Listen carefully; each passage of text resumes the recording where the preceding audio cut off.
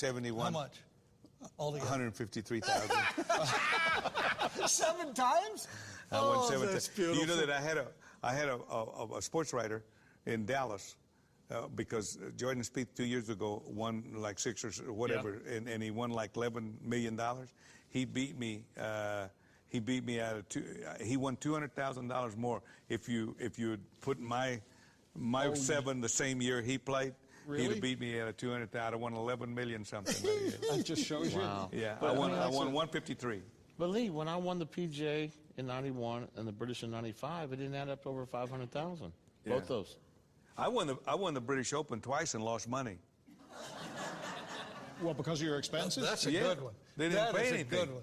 You just paying Herman so much They money? paid $12,000 first prize. Yeah. 71, 72, I won back-to-back. So you went back-to-back and lost money both Lost times. money. That is a great stat right there. That is unbelievable. I've got Louis Oosthuizen coming up on the show, and he brought up an interesting point. He thinks that there may not be a PGA Tour Champions 20 or 30 years from now because players are going to wear themselves out. They're swinging at it so hard. And if you look at, we've got players in great shape now that are seriously, out of shape in terms of injuries, with Tiger being the most high profile of them. I mean, did players in your era, did they get injured as often? I don't think so. Or did they just play through it? We were more of a finesse player. We didn't swing 127 miles an hour. We were all around 100, 105.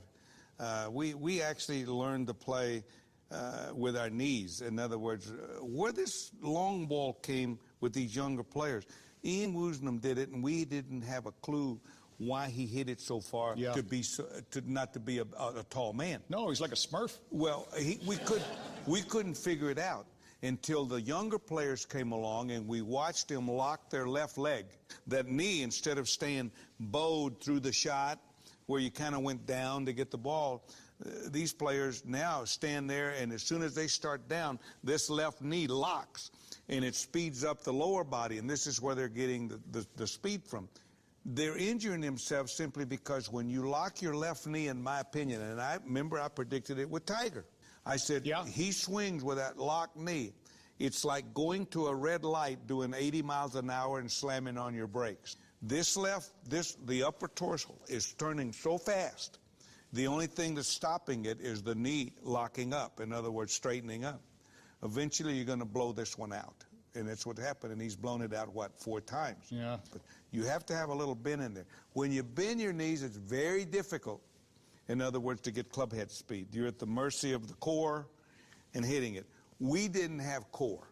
But a lot of that lock knee stuff, which I came in the era where the Bellata ball. Right. You got the technology is why that left knee locked up and stuff. Yeah.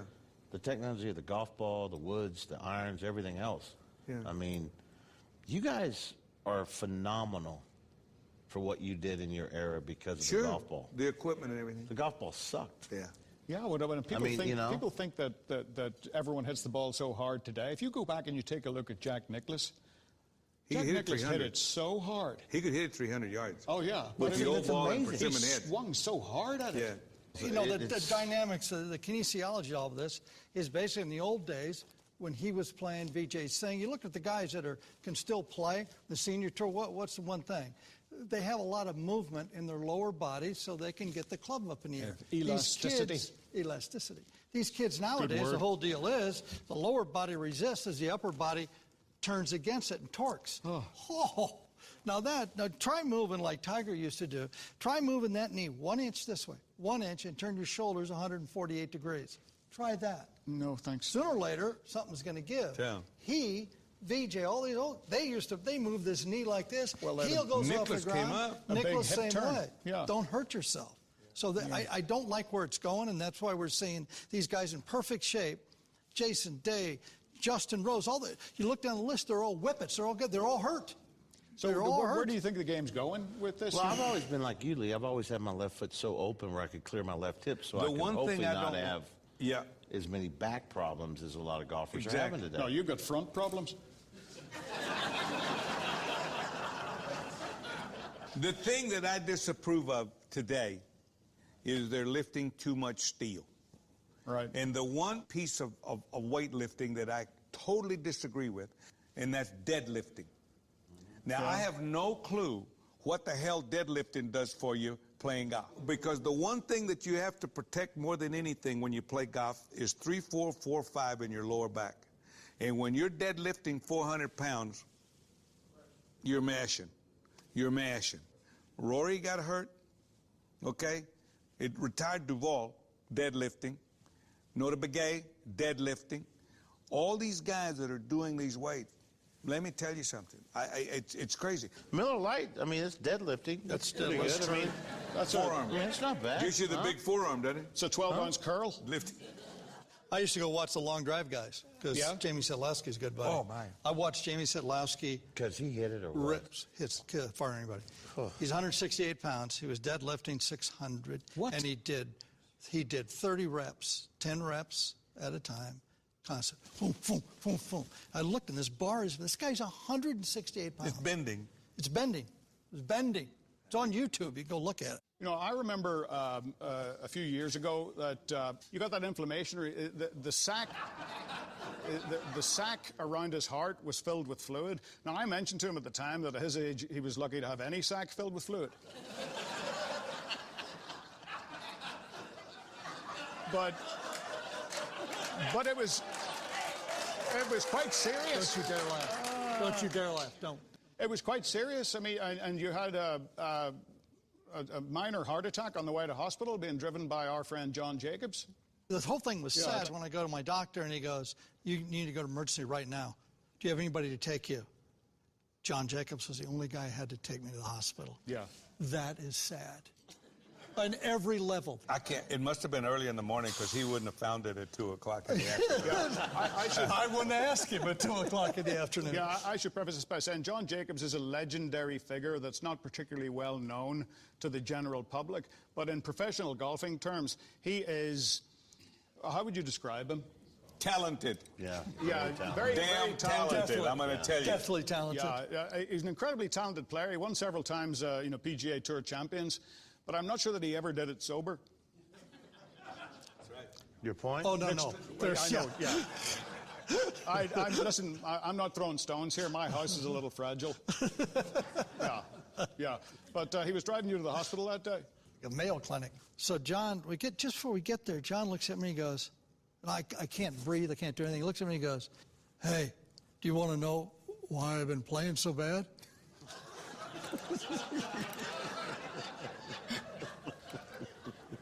So I'm going to the Mayo Clinic, and I'm fairly scared because my doctor just told me you've got congenital heart failure. And he asked me, you want to know why I'm not playing so good? At that point, you really want to know why he's not, because I need to find this out. Yeah. You're going to love this. So I go, okay, John, why? He goes, because I figured out that I was practicing sober and playing drunk. Huh? Really?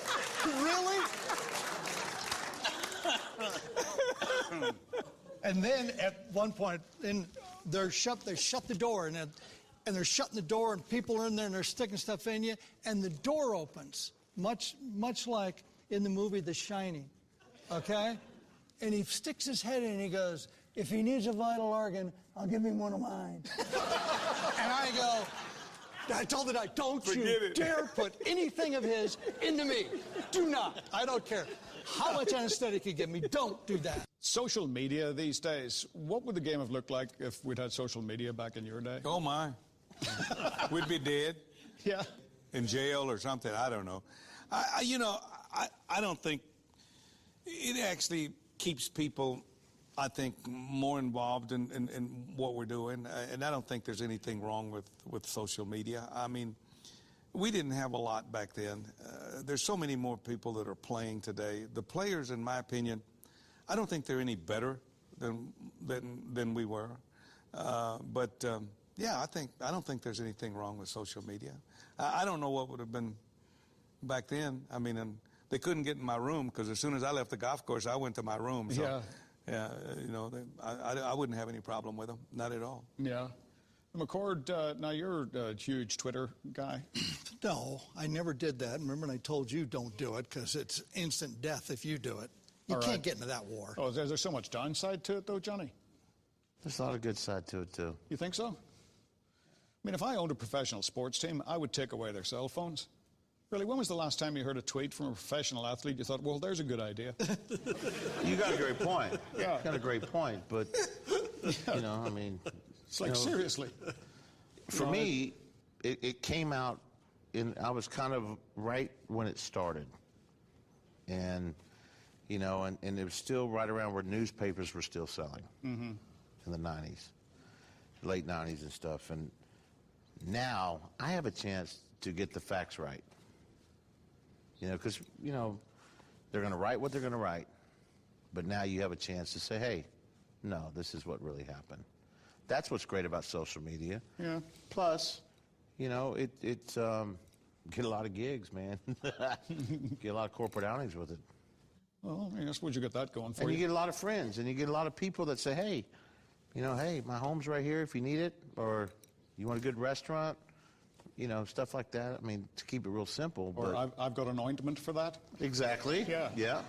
I want to talk a little bit about being famous, something that McCord and I know very little about. But how do you deal with it, Lee? Because I know that people, they hit you up all the time. Well, if you really want to know the role model and the man that everybody should be like Ronald Palmer. was Mr. Palmer. Yeah. He was absolutely, I'm telling you, this man was absolutely, I cannot believe. Now, sometimes, you know, if I'm in a car or something, people wave, whatever. Arnie's the only guy that would put it in park at a red light, get out, take a picture with you, and sign an autograph. No, he's not. No, he's not. You've done it too? No. Well, I had to because they took their tops off.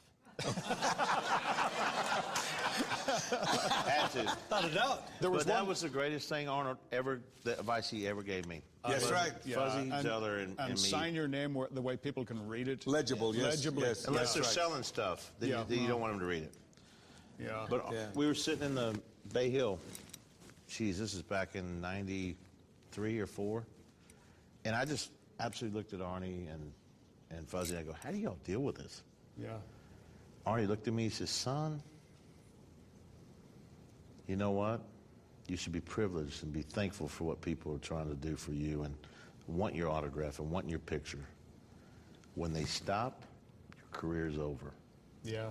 That's what Claudia told me. That's exactly She says, you better be glad they're asking you that. Yeah. I told her one day I was just bragging about my hands. I said, do you see these little hands? I said, these hands could do tricks with a golf ball. She said, thank God for your mouth. The hell with your hands. I remember That's a prudent point. One episode with my friend McCord here in the Denver International Airport, where we're sitting. It was like a Chili's or something like that. The railings came out into the concourse, and there was somebody walking by. I was sitting by the railings with you, just eating, and somebody recognized you. No. Yeah, they did. They recognized. I was like, oh, one of those. And he came over and he said, oh, God, got to get an autograph, you know. So, and the normal thing for you to do when you're sitting with another semi-famous person is, you know, you would sign it and you say, well, I'm sure you would like my friend Mr. Feherty's autograph as well. But he didn't. He didn't. He just handed the napkin back to the guy. You know, and the guy said, thank you so much, Mr. Fingers. You're the only one of the old Oakland A's I don't have.